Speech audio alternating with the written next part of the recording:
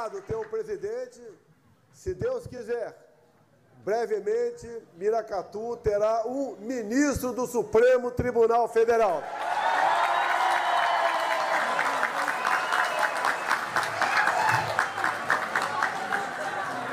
A família de Miracatu, a família de André Mendonça, meus cumprimentos por esse homem extremamente competente, capaz e inteligente. E dentro do meu compromisso, um evangélico para o Supremo Tribunal Federal.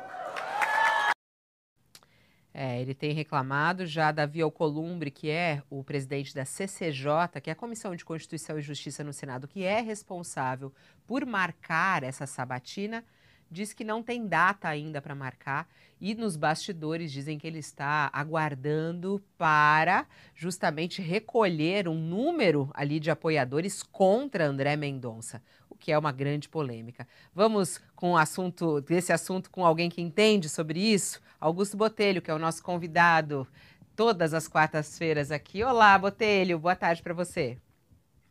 Boa tarde, Fabiola, boa tarde a todas e todos. Vamos lá, vamos entender essa demora em marcar a sabatina. O presidente Bolsonaro continua batendo o pé que vai ter um evangélico lá, não importa. Se esse não for aceito, ele coloca outro, mas hoje deu a entender que André Mendonça vai conseguir. O que você está achando de tudo isso? Lewandowski disse que não vai obrigar Alcolumbre a marcar, não é papel do Supremo fazer isso, e Alcolumbre lá fazendo o jogo de empurra. Bom, vamos começar pelo começo. A religião é critério para a indicação de um ministro da mais alta corte de justiça do país? Não.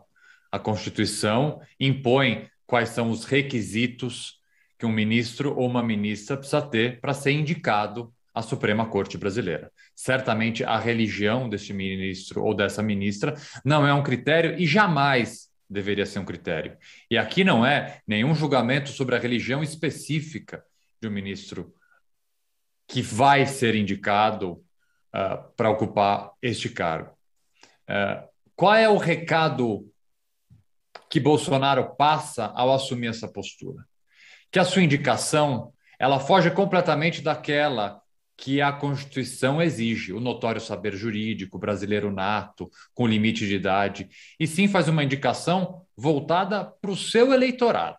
Essa é a primeira preocupação, essa é a primeira mensagem, isso é a primeira coisa que precisa ser discutida nesta nomeação, nessa indicação. Com relação ao tempo que demora para que ele seja sabatinado, prejudica ainda mais a imagem e o momento difícil pelo qual a Suprema Corte Brasileira atravessa. Porque joga ela, mais uma vez, num campo político que não deveria ser jogada. O que a gente tem claramente e o que a gente observa claramente hoje é uma disputa política entre Davi Alcolumbre, do Senado, e o próprio presidente Bolsonaro. Vamos imaginar o seguinte: na história do nosso país, houve 5 ministros do Supremo indicados e rejeitados pelo Senado. Todos durante a gestão de um presidente só, Floriano Peixoto. Isso foi, gente, pra vocês terem uma ideia, em 1894. Isso já faz muito, muito tempo. Porque é extremamente raro que a indicação de um presidente da República ela não seja aceita pelo Senado. Então, na história do Supremo Tribunal, só durante a gestão de Floriano Peixoto é que nós tivemos este fato, que pode muito bem acontecer novamente agora diante dessa disputa, que é exclusivamente política entre o governo e o Senado Federal. Quem ganha com isso? Absolutamente ninguém.